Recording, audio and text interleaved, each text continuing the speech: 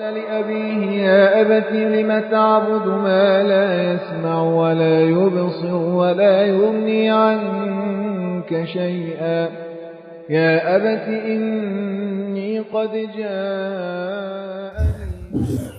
Ya Zakaria, wahai Zakaria, inna sesungguhnya kami, kata Allah, nubashiruka, memberi kabar gembira kepadamu, bi'ulamin, dengan seorang anak laki-laki, ismuhu Yahya, namanya Yahya atau bernama Yahya. Lam naj'al, belum pernah kami memberikan,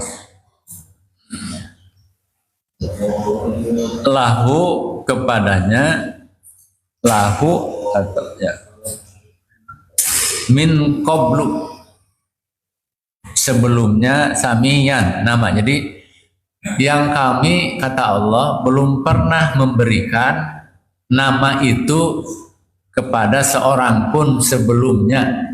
Berarti hanya Yahya aja, ya putranya Zakaria itulah yang diberi nama siapa? Yahya.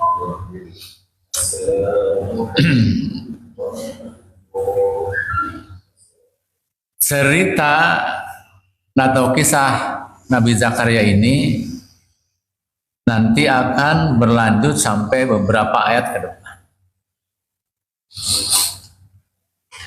Kenapa Al-Quran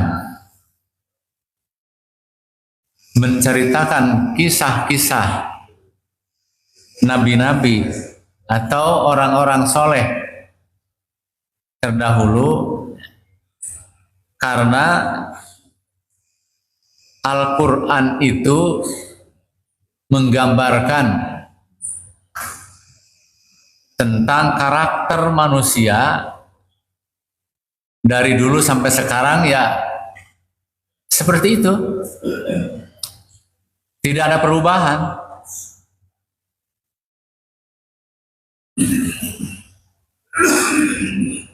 Walaupun semakin ke sini juga peradaban semakin maju, tapi karakteristik orangnya sama saja dari zaman dulu sampai sekarang, dari mulai Adam sampai sekarang, umat Nabi Muhammad karakteristiknya sama, tidak akan keluar dari apa yang diterangkan. Maksudnya itu, tidak akan keluar dari apa yang dikisahkan, diceritakan dalam Al-Quran. Gitu. Jadi Al-Quran ini, kenapa Al-Quran ini sesuai dengan apa?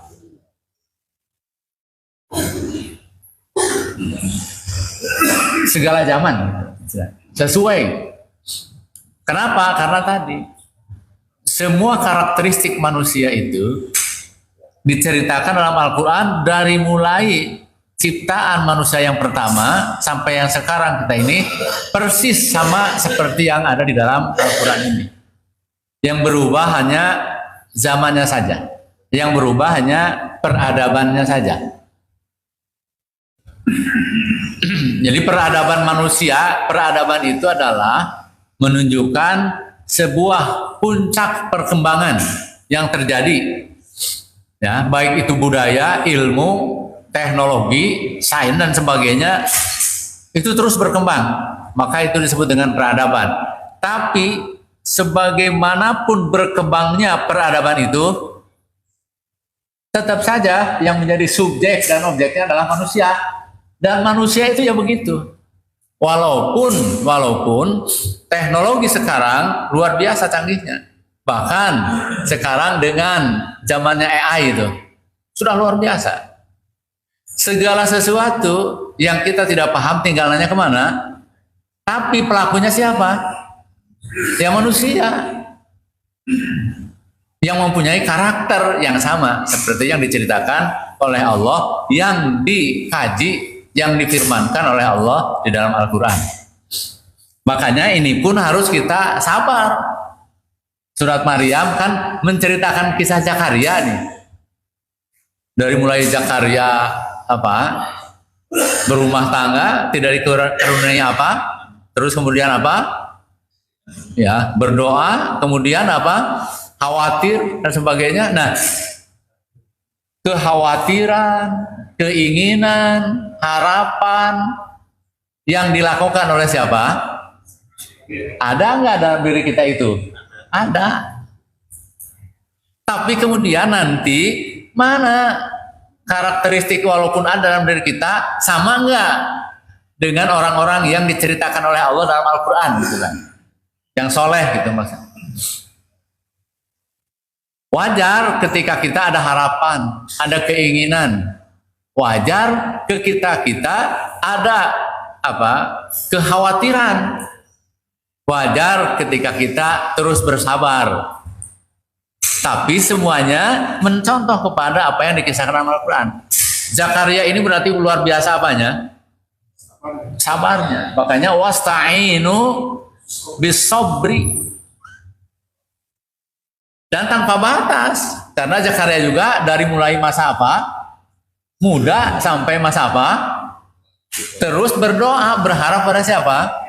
Ya, dibuktikan dengan bahwa beliau itu berdoa kepada Allah tanpa mengalami kekecewaan. Artinya berarti doanya itu tidak langsung bukan begitu lama, tapi beliau mengatakan dalam Al-Quran ini, kisahkan dalam Al-Quran ini bahwa tidak pernah aku ini ya Allah tetap berdoa kepadamu tanpa kecewa, tanpa putus asa. Nah, yang pada akhirnya di sini dalam Al-Quran Allah memberi kabar gembira kepada Zakaria dengan kesabarannya memberikan seorang putra. Tapi kemudian boleh jadi kenyataannya kita berdoa ternyata sepanjang hayatnya, misalkan kisahnya sama, tidak punya anak, tidak juga dikabulkan. Tapi itu juga mungkin harus ada beberapa catatan yang harus dievaluasinya gitu. Apakah Zakaria seperti apa, kita berdoa seperti apa. Catatan-catatan itu yang perlu kita evaluasi, ataupun mungkin Allah mempunyai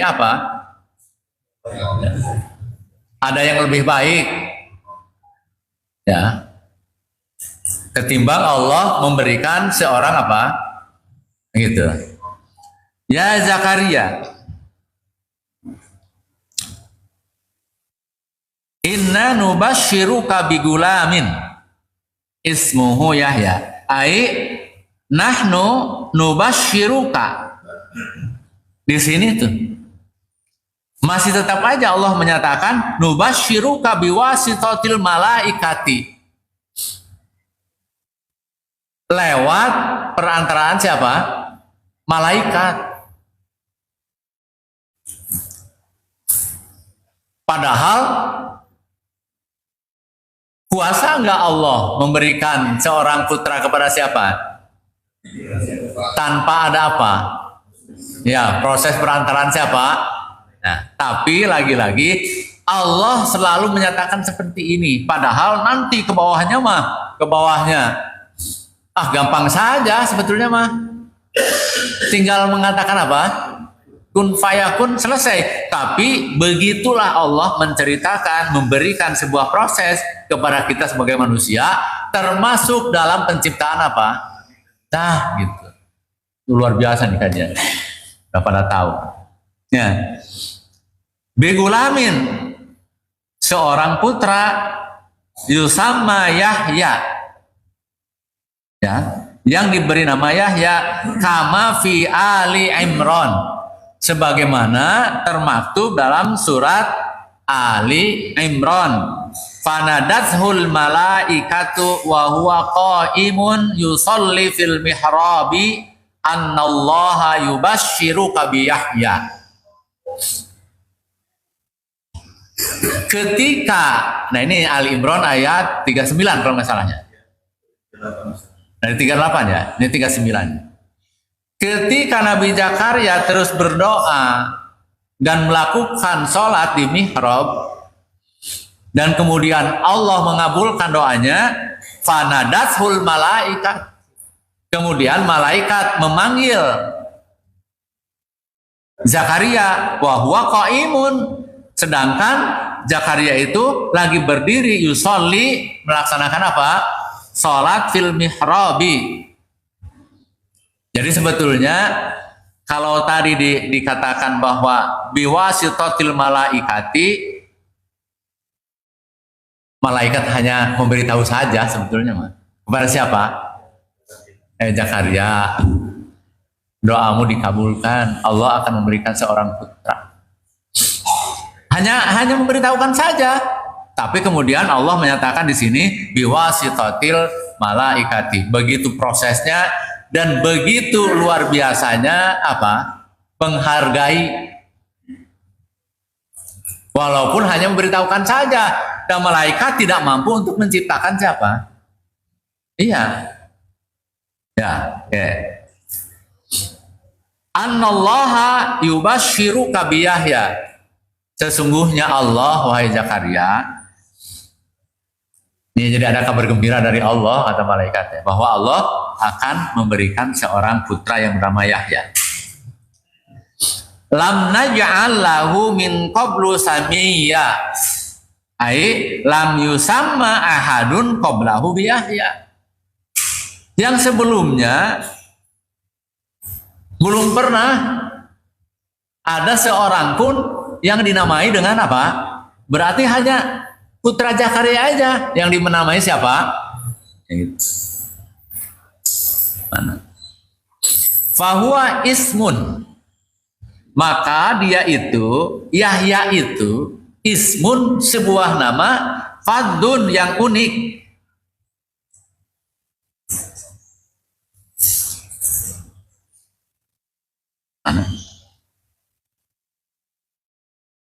Ghairu masbukin, yang belum ada sebelumnya. Unik, maksud unik teh, sebelumnya belum ada. Sama ketika Nabi Muhammad diberikan nama siapa? Ketika kakeknya, siapa nama kakeknya tuh? Abdul Muthalib berada di mana? Di Ka'bah, lagi melakukan apa? Ya, ritual ya, sembahan kepada berhala-berhala. Kemudian lahirlah cucunya yang bernama siapa? Muhammad. Kemudian para berhala-berhala itu hancur, berantakan. Kemudian Abdul Muthalib melihat tanda-tanda bahwa ini adalah kelahiran cucunya. Lari, mengambillah Nabi Muhammad, dibawa kemana? Ke Ka'bah. Langsung diumumkan bahwa namanya adalah siapa? Ahmad. Nama Ahmad itu menjadi aneh. Kenapa? Karena di kalangan kaum Quraisy belum ada seorang pun yang diberi nama siapa? Ahmad. Baru hanya satu-satunya aja. Berarti ini sama dengan Yahya. Gitu. Unik. Kenapa disebut unik? Karena tidak ada yang sebelumnya bernama Yahya. Ahmad sama, begitu uniknya. Kenapa? Karena sebelumnya tidak ada anak yang bernama Ahmad. Yang lainnya adalah dikaitkan aja dengan apa? Itu. Dengan kesembahan-kesembahan mereka. Kalau orang Sunda, ya Sunda. Kan udah kelihatan Sunda mah. Irus Rustini, Paman Rusman, Icah Suticah. Dan itu udah. Nah, berarti kan nama itu kan nama yang biasa umum. Tidak ada nama selain itu. Maka itu menjadi nama yang unik yang tidak ada sebelumnya. Begitupun nama Yahya. Cuma di sini tidak digambarkan, tidak diberitakan nama-nama yang ada di sana seperti tadi yang dikatakan itu. Yang jelas baru hanya Yahya saja putranya Zakaria, ya padahal hanya putranya Zakaria saja yang diberikan nama Yahya karena lam yusamma ahadun qablahu. Sammahu ta'ala bihi, Allah yang langsung memberikan namanya bihi kepada anaknya, kepada putranya Zakaria. Jadi Allah yang memberikan namanya langsung. Walam yatruk tasmiyatuhu liwalidayhi. Allah tidak membiarkan, tidak menyerahkan kepada kedua orang tuanya untuk memberikan nama. Jadi langsung nama itu diberikan oleh siapa? Oleh Allah. Tidak melalui atau tidak, Allah tidak menyerahkan untuk memberikan nama kepada putra Zakaria itu kepada orang tuanya. Wa qala Mujahid, laisa lahu syabihun fil fadli wal kamal. Yahya itu, nama Yahya itu tidak ada bandingannya. Bahwa nama Yahya itu tidak ada bandingannya baik dalam hal kemuliaan dan dalam hal kesempurnaannya. Pokoknya mah Yahya aja lah. Nah ini berita ini diberikan oleh malaikat. Ketika Nabi Zakaria mendengar dari malaikat bahwa Allah akan memberikan apa?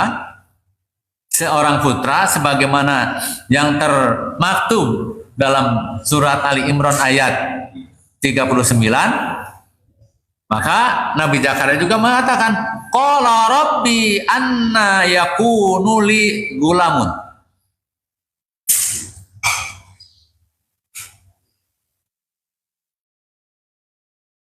Ini kalau ini kan bahasa ya. Bahasa itu akan difahami dengan baik ketika kita paham dengan bahasa itu. Qala rabbi anna yakunu li gulam. Ya Allah, bagaimana mungkin aku punya anak? Nah, bagaimana mungkin aku punya anaknya itu kalau dilihat dalam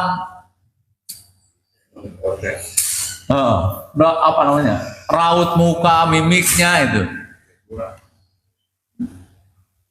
itu adalah menggambarkan seseorang yang tidak mungkin menggapai sesuatu tapi nyata gitu. Coba kayak apa gitu kan ya? Bagi para pemeran coba. Orang yang tidak mungkin, misalkan ini mah fiksi saja. Ada seseorang yang biasa berburu ke hutan. Dan setiap kali dia berangkat berburunya tidak menghasilkan apa-apa, atau kalaupun menghasilkannya sedikit, tapi suatu saat ketika gitu berburu lagi, ternyata dia mendapatkan apa? Hasil yang luar biasa, yang mudah sekali untuk menaklukkannya buruan itu. Kan begitu kaget. Yang paling mudah Pak contohnya ya, saya lagi kecil, dalam kehidupan yang serba terbatas, di kampung mau pajinana mau nggak bakalan ada di kota ya mah, pas apa di kota mau ngalaman, nggak ngalaman. Tapi kalau saya di kampung, pagi-pagi itu kalau musim mangga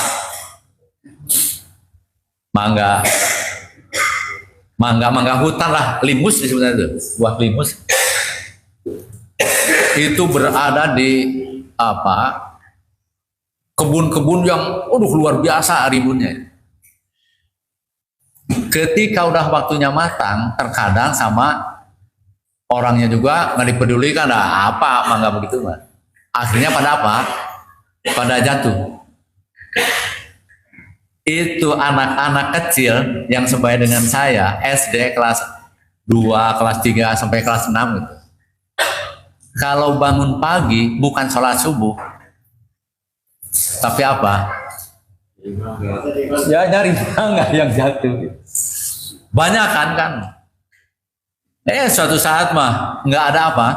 Nggak ada mah nggak tuh. Tapi suatu saat ketika lari ke sana, waduh apa? Banyak banget. Rasanya gimana? Oh sampai, ente ngomong ya Allah, dah. Waktu itu mah boro-boro inget ya Allah, tapi kehen sih ya, sambil gitu. Boro-boro baca ini. Nah omongan gitu itu adalah obrolan yang apa? Menghadapi sesuatu yang apa? Saking apanya, senangnya, dan mungkin tidak kok bisa terjadi gitu tuh. Tapi ngomong nanti, ya Allah, kok bisa begini gitu lagi detik mah. Ini bukan bentuk keraguan Zakaria terhadap kekuasaan Allah. Bukan bentuk keraguan, tapi bentuk apa? Ketakjuban yang luar biasa dengan kegembiraan yang luar biasa. Kenapa takjubnya? Karena sesuatu yang tidak mungkin digapai, kok begini luar biasanya. Nah gitu. Nah, tadi makan gitu. Itu tuh. Cuman ini makan bentuknya ya Robbi. Ya Allah, bagaimana mungkin sih? Ah, ini kan supaya peradabannya ke sini. Ketika kita mendapatkan ketakjuban harus seperti ini, jangan seperti tadi. Gelo sih ya, tak gitu. Kita makan orang kampung di situ. Gelo. Nah, dia teh loba-loba teh kok banyak-banyak itu. Oh, gila banget ini mah. Kan gitu, paham nggak? Ekspresi jiwa yang menunjukkan apa? Ketakjuban menghadapi sesuatu yang tidak mungkin terjadi tapi terjadi sehingga muncul kegembiraan yang luar biasa. Zakaria teh gitu. Kalau mau gitu bacanya, dia bukan merasa ada keraguan tapi waduh ya Allah. Di luar ekspektasi, waduh gitu. Ngagali di daerah-daerah apa? Mas. Teh kan hanya sedikit-sedikit. Teh yang kenanya teh apa? Golondongan segede kieu ini tah. Mas teh karena hulang tah. Takjub tuh. Karena menghadapi sesuatu yang tidak mungkin terjadi, tapi memang ada di hadapan matanya. Tapi seneng nggak?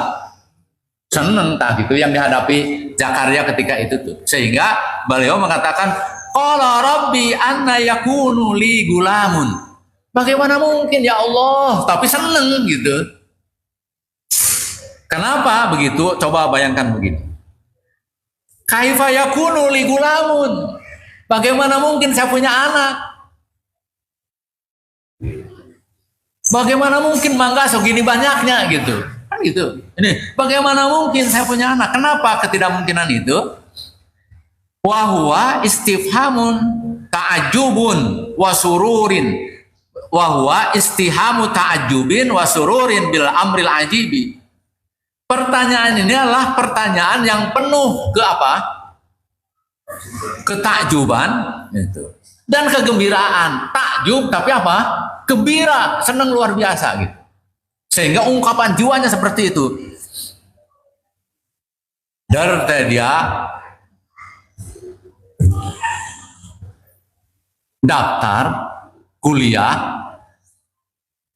di perguruan tinggi yang hatinya tidak yakin untuk apa? Ya, karena apa? Karena peserta ribuan luar biasa nih kan. Loh, kok malah menang dan beasiswa? Wah, kira-kira gimana tuh? Ya Allah. Ya Allah, ini benar enggak ini tuh? Kan gitu tuh. Nah, pertanyaan ini benar tapi bukan tidak percaya, tapi saking apanya? Bukan meragukan kelulusan dan kebeasiswaannya itu, tapi saking waduh, merasa dirinya tidak mampu, meraba kekurangannya, tapi ternyata seperti itu. Nah, kekurangannya tadi karena begitu luar biasa pesertanya. Nah, ini pun Zakaria pun merasa ada kekurangannya. Loh, kok istri saya dari dulu kan nggak pernah apa? Nah, gitu. Nah, itu menunjukkan hal yang wakana imroati akhiron. Istriku itu kan mandul. Sama tadi, ya Allah kan peserta ini ribuan, puluhan ribu, ratusan ribu. Ya Allah, betapa gitu. Nah, ini kan gitu, sama. Ai wal halu ana imroati kabiratu sinni. Padahal istriku itu sudah sangat tua. Berarti kan mandul dari dulu udah sangat tua sampai sekarang nggak pernah hamil. Ailam talidu tidak pernah hamil. Fisababiha pada waktu mudanya. Waktu muda teh nggak pernah hamil. Itu. Fakaifahia al-ana ajujun. Bagaimana mungkin ya Allah dia itu udah nenek-nenek. Gitu. Kan saking apanya? Saking takjubnya luar biasa. Wa qad balagtu minal kibari aitiyya, dan aku pun sudah tua renta. Bagaimana mungkin? Gitu ya. Ini sekali lagi hal ini apa yang dikatakan Panjenengan bukan kebalikannya, bukan Zakaria tidak percaya, tapi justru karena apanya? Ketakjuban kepada kekuasaan Allah yang luar biasa memberikan seorang putra dalam keadaan seperti itu. Yang kalau menurut pemikiran manusia apa? Itu mungkin lah cara manusia mah. Nggak mungkin. Nah, ini berarti hikmahnya kepada kita jangan putus asa dan harus sabar. Jangan merasa tidak mungkin. Mungkin Indonesia bangkit dari itu. Sudah diambang apa? Kenapa? Coba lihat di media-media asing. Orang apa di media asing di negara di Belanda, media Belanda itu menyoroti akankah Indonesia ini bangkrut gitu dengan bahasa mereka. Ternyata dibahas di mana? Itu. Nah, ya kita masih tetap harus ada harapan. Masih tetap harus ada apa? Harapan. Kenapa? Zakaria juga udah begitu. Udah diambang usianya seperti itu. Tapi menyerah nggak Zakarianya? Tidak. Minimalnya Zakaria berarti apa? Berdoa. Maksimalnya kalau di zaman sekarang kan terus berupaya datang ke ahli medis, bagaimana nih, seperti apa? Kan gitu. Itu kan upayanya. Sama kita juga di negara kita, di Indonesia. Tidak boleh putus asa terhadap rahmat Allah. Karena barang siapa yang berputus asa terhadap rahmat Allah itu berarti dia berdosa akan dirinya. Tapi terus aja melakukan apa? Usaha. Kan kita terkadang seperti ini melakukan usaha nih, obrolan seperti ini. Ayo kita berdoa saja. Terus kita lakukan apa? Perbuatan-perbuatan yang baik, beramal soleh, kan gitu. Tapi selain itu juga masih ada orang-orang yang terus apa? Yang terus berusaha. Kita berdoa seperti ini, tapi ada nggak orang yang turun ke jalanan? Ada. Walaupun tidak diekspos di media sosial, di media di mana? Di media, di TV-TV yang ini tuh. Tapi di media sosial diekspos enggak? Nah, kita berdoa dan dukung mereka itu. Jangan ada putus asa. Atau putus asa mah lemah, cemen, atau hidup putus asa mah tidak percaya kepada siapa?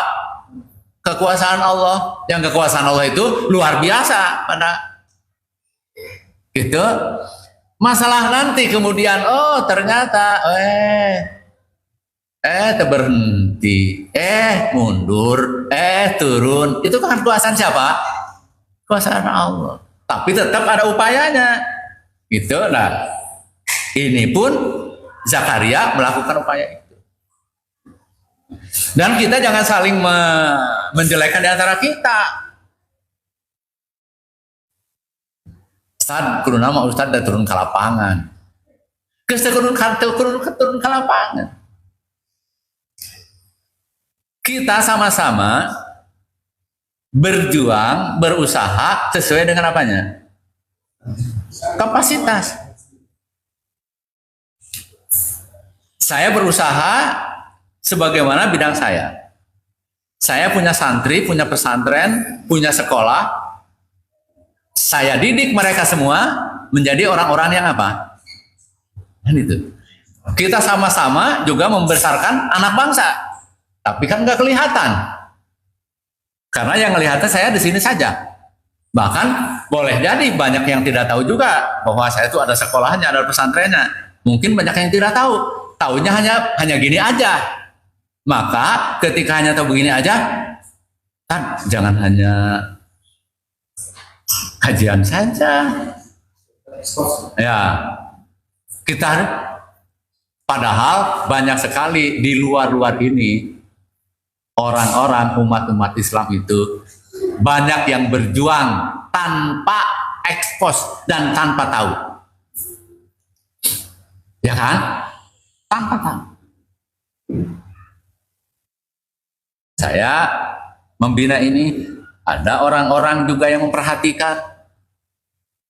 Orang-orang yang memperhatikan itu ada yang berupa ngasih beras, ada yang berupa ngasih bangunan fisik, ada yang berupa apa? Semuanya perjuangan bukan? Perjuangan untuk perbaikan bangsa nggak ke depan? Perbaikan bangsa ke depan. Mari kita sama-sama seperti Zakaria bekerja, berjuang untuk bangsa ini sesuai dengan apanya? Kapasitasnya. Sama-sama.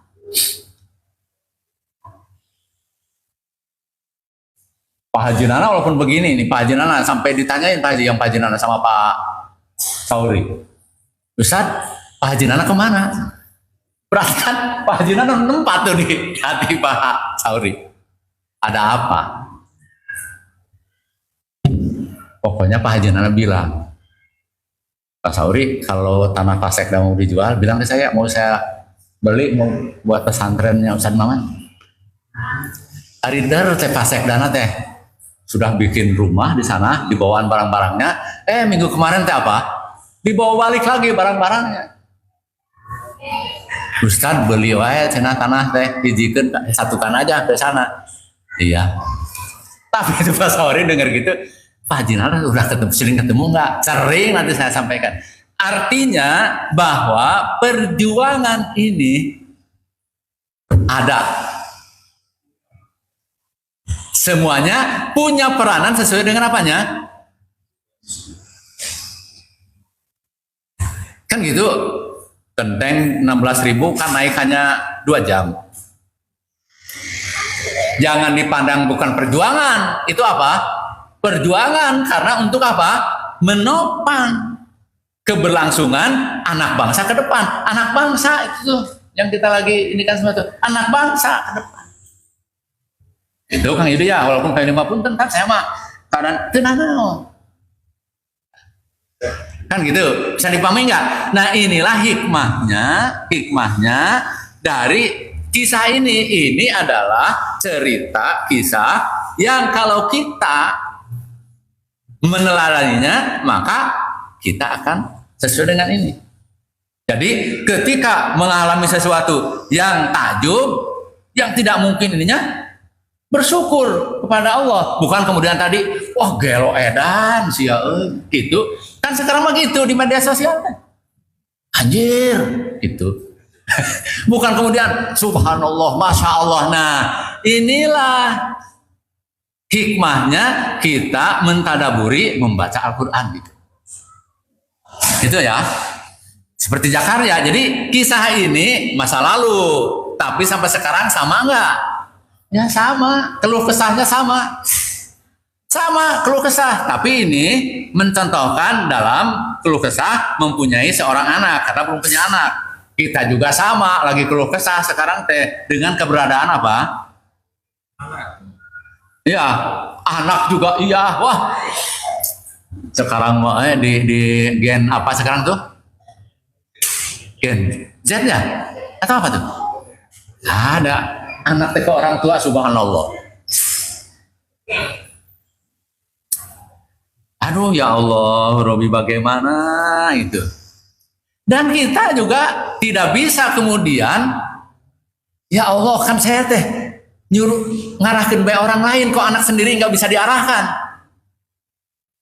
Bisa terjadi gitu nggak? Bisa kan? Ya Allah, saya tuh beramal mah seperti apa kok anak saya? Itu bukan berarti amal kita tidak diterima, bukan berarti. Arika santri mah, nah sini kamu harus begini, dilakukan. Giliran ke siapa? Ke anak. Nah begini ya, ya nanti. Hari nanti teh kapan? Iya, ini tanggung sedikit lagi. Abi teh nyuruh santri tuh narurut. Kamu susah nggak nurut atau? Nah gitu teh. Di pikiran udah lama tuh. Tapi memang anak-anak sekarang, kenapa? Ini luar biasa. Apa? Aduh ya Allah. HP luar biasa. Dan kita ketika ngedidik anak, dulu saya didik sama bapak saya, kalau Pak lagi kecil, tidur siang teh diseret. Kamu jangan tidur. Nggak boleh tidur. Ada orang tua dulu mah cukup hanya ngomong buruk apiun. Buruk apiun nanti. Orang yang tidur siang masih muda begini kamu tuh buruk apiun nanti. Orang yang tidak punya keinginan apa-apa. Bapak kan saya tuh nggak ada pekerjaan apa-apa. Daripada kamu tidur, jalan kemana? Jalan balik. Jangan tidur. Yang penting mah jalan kamu kemana? Kalau nggak ada kegiatan, jangan tidur. Nanti kamu akan mengalami tidur seperti ini kalau kamu udah berhasil. Boleh kamu tidur siang. Orang tua dulu itu dulu. Kalau sekarang saya ke anak, jangan tidur siang. Kan giliran saya nanti tidur siang. Ari abinya tidur siang sih. Nih kata mbah, dia omong gitu teh, kan mbah mah dulu. Abi mah udah sukses atuna. Kalau gitu teh tambah deh anak teh kitanya tuh. Subhanallah. Nah, perilaku semacam ini kan perlu apa?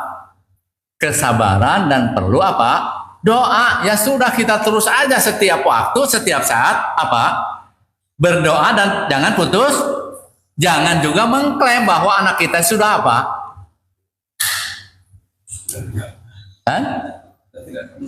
Sudah tidak benar, nggak bisa. Karena Allah juga mencontohkan dalam Al-Quran.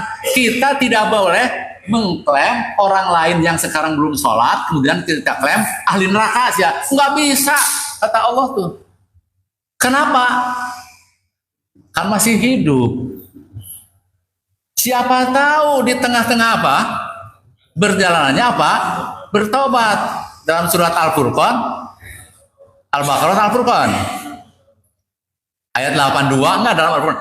Barang Al-Furqan ayat 20 sampai 70. Barang siapa yang bertaubat, maka kemudian amalan yang apa? Keburukannya yang masa lalu itu akan diganti oleh Allah dengan apa? Kebaikan. Al-Furqan 70. Jadi kita juga ke anak kita jangan kemudian kita apa? Menghakimi bahwa kamu memang sudah nggak susah diatur, bos. Nggak bisa. Tetap harus apa? Sabar. Dan Nabi Zakaria juga memohon untuk punya anak tuh.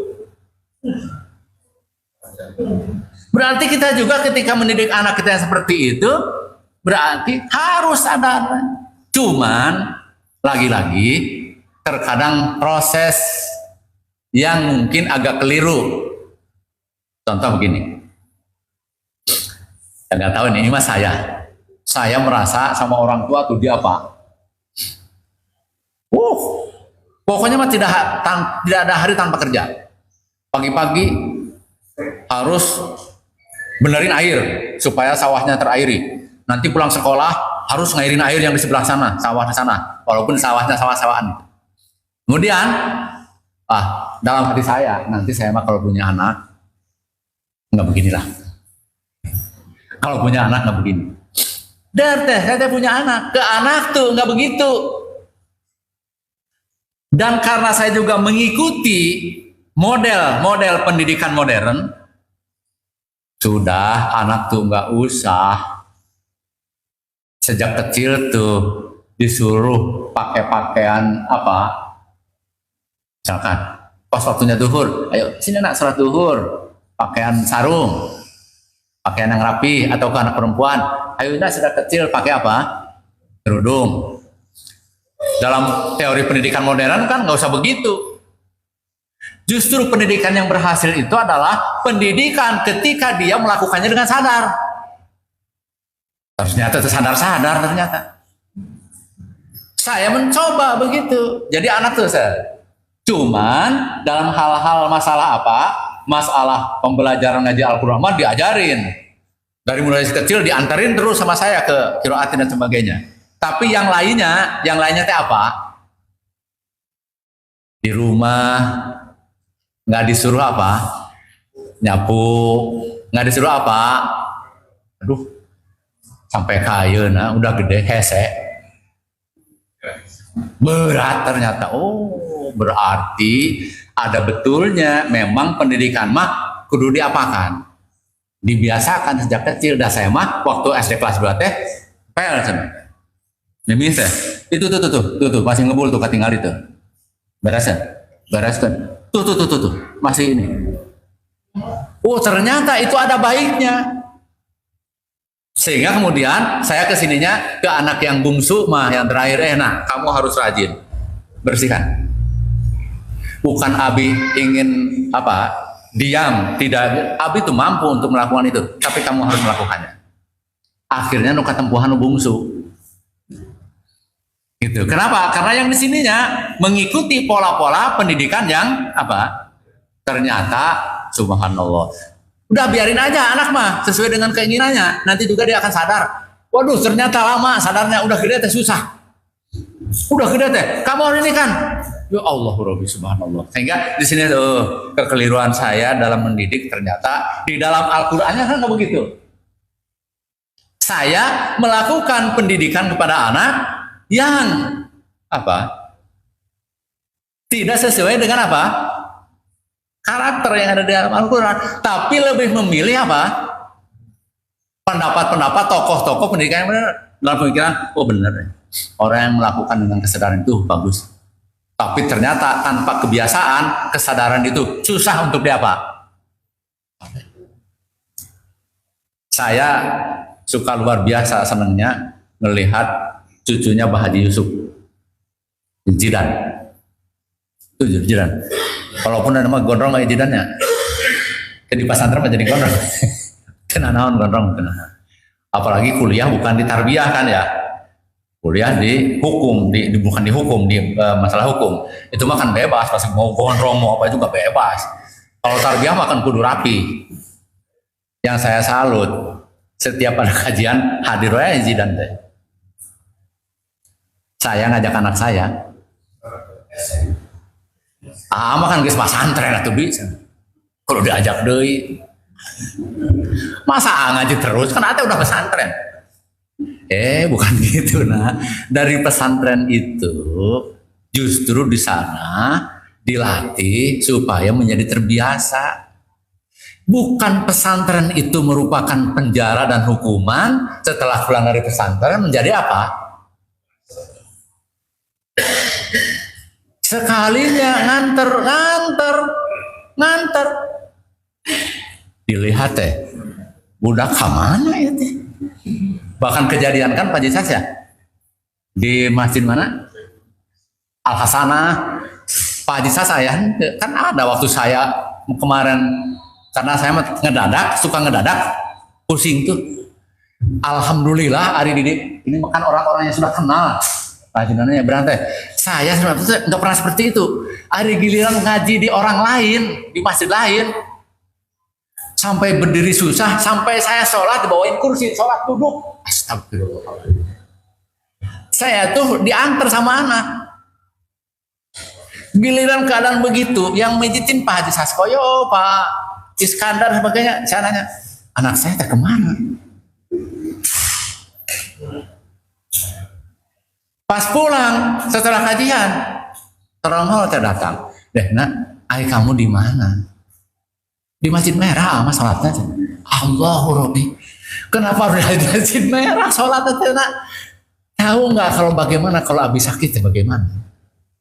Bari pusing tadi jalan, tadi kan bawa motor, marahin anak lagi, kan tambah pusing. Subhanallah, luar biasa nggak tuh begitu tuh? Ya, tapi ini semua termasuk bagian dari cobaan. Anak, apa tuh? Istri, teman, itu merupakan apa? Cobaan bagi kita semuanya. Subhanallah. Nah, gitu. Jadi semuanya tidak boleh kita coba mengklaim Ustaz dari anaknya begitu, nggak bisa gitu. Kenapa? Karena tadi subhanallah luar biasa ya. Tapi tetap kita dalam prosesnya ambil hikmahnya dari kisah Jakarta ini. Sengaja saya berikan dalam contoh-contoh yang real dalam kehidupan supaya teksnya tidak berada dalam tulisan saja, tapi berada dalam kontekstual. Terima kasih. Assalamualaikum warahmatullahi